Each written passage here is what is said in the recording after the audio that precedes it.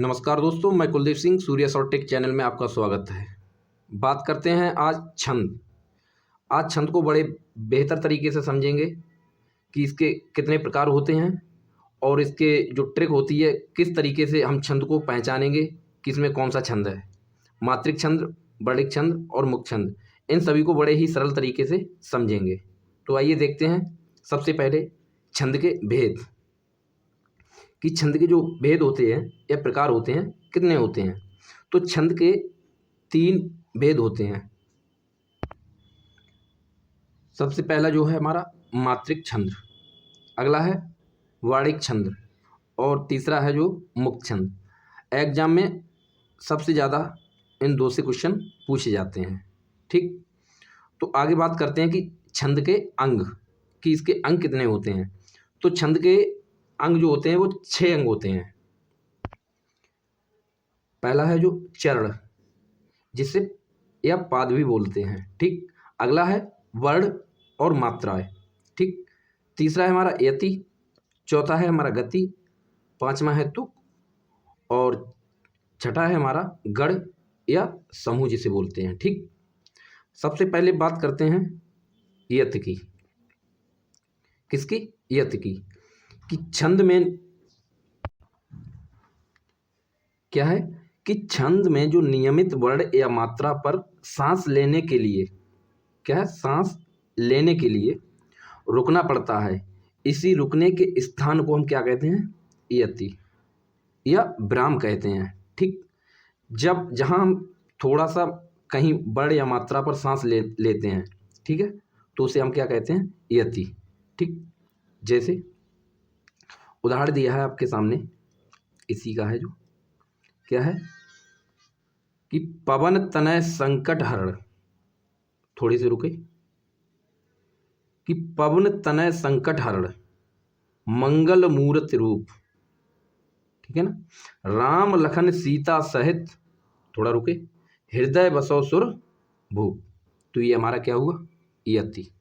ठीक, अगला हमारा है गति। क्या है? गति। तो गति का अर्थ होता है लय या प्रवाह। ठीक, वर्णिक छंदों में इसकी आवश्यकता नहीं होती है, लेकिन मात्रिक छंदों में इसकी आवश्यकता होती है। किसमें? वर्णिक छंदों में इसकी आवश्यकता नहीं होती, लेकिन अगर मात्रिक छंदों में देखी जाए तो इसकी आवश्यकता होती है। ठीक, जैसे लय या प्रवाह के साथ जैसे पढ़ते हैं, जैसे यही उदाहरण है इसी का भी, जैसे पवन तनय संकट हरण मंगल मूर्त रूप। ठीक, कहीं यानी कि एक साथ लय के साथ चलते चले जाएं, जहां रुके नहीं। ठीक, क्या है कि पवन तनय संकट हरण मंगल मूर्त रूप राम लखन सीता सहित हृदय बसो सुर भूप। ठीक है, आगे बात करते हैं कि तुक। तुक क्या होती है? तो तुक होती है जो चरणों के अंत में एक जैसे वर्णों की आवृत्ति हो। ठीक है, तो उसे क्या कहते हैं? हम तुक कहते हैं। ठीक है, जैसे इसमें दिया है कि पवन तनय संकट हरण मंगल मूर्त रूप राम लखन सीता सहित हृदय बसो सुर भूप, यानी कि रूप और भूप एक जैसे क्या है? वर्णों की आवृत्ति हो रही है। ठीक है, तो यही क्या है हमारा? तुक। ठीक है, इसे क्या कहते हैं? तुक कहते हैं। आगे हमारा आता है गढ़। ठीक, जिसे हम दूसरे नाम से भी जानते हैं, जिसे बोलते हैं समूह। ठीक है ना, तो 3 मात्रिक वर्णों के समूह को गढ़ कहते हैं। क्या कहते हैं? गढ़। कितने? 3 मात्रिक। ठीक है, गढ़ों की संख्या 8 होती है। कितनी होती है? 8। इनके नाम और तीनों वर्णों के आदि मध्य अंत में कहाँ लघु और कहाँ दीर्घ होगा, ये सब हम किससे समझते हैं? एक हमारा एक सूत्र होता है कि ये माता राजभानस, इस सूत्र की सहायता से हम पहचानते हैं। ठीक, जैसे मात्रिक छंद की बात करें कि किसमें मात्रिक छंद है, तो मात्रिक छंद जो लघु होगा उसमें लघु मात्रक छंद, तो जो मात्राएं होती हैं, ठीक, तो लघु यानी कि छोटी मात्रा किसमें है? एक मात्रा, तो उसमें आ छोटा, ठीक है, छोटी ई और छोटा ऊ और सी, ठीक। ये यही हमारे चार क्या होते हैं, ह्रस्व स्वर होते हैं। क्या होते हैं, जो हमारे चार ह्रस्व स्वर होते हैं, इन्हीं में हमारी जो लघु मात्राएं होती हैं वो आती हैं। बात करते हैं गुरु, यानी कि जो बड़ी मात्राएं, तो बड़ा आ, बड़ी ई, ए, ठीक है, छोटी ए, बड़ी ए, छोटो ओ, बड़ो ऊ, और जो हमारे अनुस्वार और विसर्ग आते हैं, इनमें सभी में क्या होती है, दो मात्राएं होती हैं। आगे बात करते हैं मात्रिक छंद। तो मात्रिक छंद को देखते हैं कि मात्रिक छंद को तीन भागों में विभाजित किया गया है। पहला है सममात्रिक छंद, दूसरा है अर्ध सममात्रिक छंद, और तीसरा हमारा विषम मात्रिक छंद, ठीक है। तो अब इनको एक एक करके देखते हैं। सबसे पहले किसको देखेंगे कि सममात्रिक छंद कौन सा है हमारा, ठीक। जैसे सममात्रिक छंद में इसकी जो ट्रिक है, अगर आपने इसको याद कर लिया तो समझ लेना आपका क्वेश्चन 100% सही ही होगा, गलत होने का कोई चांस नहीं है एग्जाम में। ये दिया है कि चारों गीत हर गीतिका, क्या है ना, कि चारों गीत हर गीतिका। तो हमारा चा से हो गया, इधर देखो कि चारों गीत हर गीतिका, इधर भी है ना, तो चा से हो गया हमारा चौपाई, ठीक।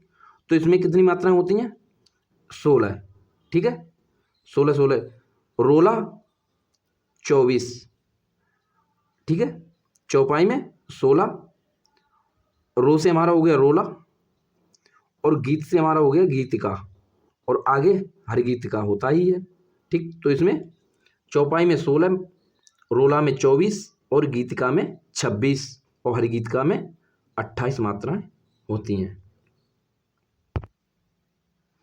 तो देखते हैं चौपाई, ये भी क्या है, एक सममात्रिक छंद है। इसके प्रत्येक चरण में कितनी मात्राएं होती हैं, 16 मात्राएं होती हैं। जैसे सूरज फिर से है मुस्काया, ठीक है ना, कि सूरज फिर से है मुस्काया, कोयलिया ने गान सुनाया। तो देखते हैं कि इसमें प्रत्येक जो है चरण है जो इसके, तो 16 मात्राएं कैसे गिनेंगे। जैसे सूरज, ठीक है ना, क्या है सूरज, तो सू है ना, सू बड़ी की मात्रा, तो इसमें कितने हो गए, 2, इसमें 1, और इसमें भी 1 मात्रा होगी हमारी। फिर से है मुस्काया, ठीक, तो फिर इसमें भी क्या होगा, 1 मात्रा, और इसमें भी 1, ठीक। आगे से, तो इसमें कितनी मात्राएं होंगी हमारी, 2, और इसमें भी 2। आगे मुस्काया, तो मुंह छोटी होगी मात्रा है, ठीक, तो इसमें भी 1, और इसमें भी 1, और काया, ठीक है ना, तो इसमें 2 और इसमें 2। तो देखिए जोड़ते हैं, 2 और 1 3 और 1 4 और 1 5, 5 और 1 6, 6 2 8, 8 और 2 10, और 1 11, और 1 12, 12 2 14 और 2 16। तो कितनी मात्राएं हमारी हुई, 16। इसी तरह से कोयलिया, इसमें 2, इसमें 1, इसमें भी 1, और इसमें 2, और इसमें कितनी होगी हमारी, 2 मात्राएं, और इसमें 2, और इसमें 1, इसमें देखा तो इसमें भी 1 बनती है, और इसमें 2, और इसमें भी 2, 2 और 1 3, 3 और 1 4, 2 6, 2 8, 2 10, और 1 11, और 1 12, 12 2 14 और 2 16। तो इस तरीके से हम चौपाई को समझेंगे, ठीक है ना। आई होप, उम्मीद है कि आपको समझ में आया होगा। अगला देखते हैं रोला। तो इसमें ये भी क्या है हमारा, सममात्रिक छंद है। रोला भी हमारा क्या है, सममात्रिक छंद। क्या दिया है, इसका उदाहरण है कि उठो उठो हे वीर आज तुम निद्रा त्यागो, ठीक है ना, उठो उठो हे वीर आज तुम निद्रा त्यागो, करो महासंग्राम नहीं कायर ही भागी, ठीक है ना। तो इसमें हमारी कितनी मात्राएं होती हैं, 24, ठीक है ना। आगे है हर गीतिका, इसके प्रत्येक चरण में कितनी मात्राएं होती हैं, 28 मात्राएं होती हैं हर गीतिका में, ठीक है। आगे देखते हैं अर्ध सममात्रिक छंद, ठीक है ना, अर्ध सममात्रिक छंद। तो अर्धसममात्रिक छंद में कौन कौन आते हैं? दोहा, सोरठा, बरवय और उल्लाला। दोहा में 13-11 और सोरठा में 11-13, बरवय में 12-7 और उल्लाला में 15 और 13। बात करते हैं दोहा की। तो इसके प्रथम और तृतीय चरण में जो है 13 मात्राएं होती हैं। किसमें? प्रथम और तृतीय चरण में। और द्वितीय और चतुर्थ चरण में देखें तो इसकी 11 मात्राएं होती हैं। जैसे मेरी भव बाधा हरो राधा नागर सोए, जा तन की झाई पर श्याम हरित दुत होए। ठीक है, जैसे अभी पीछे मात्राएं निकाली थी इसी प्रकार से इसमें भी मात्राएं निकाल लेंगे। आगे है सोरठा की बात करते हैं। तो सोरठा की अगर बात की जाए तो ये जस्ट दोहा का उल्टा होता है। किसका? दोहा का। जैसे अभी आपने पढ़ा कि मेरी भव बाधा हरो और राधा नागर सोए, जा तन की झाई पर और श्याम हरित दुत होए। तो इसको, ये हमारा दोहा है। अगर इसका जस्ट अपोजिट उल्टा हो, जैसे इसको हम कर देंगे तो हमारा क्या हो जाएगा?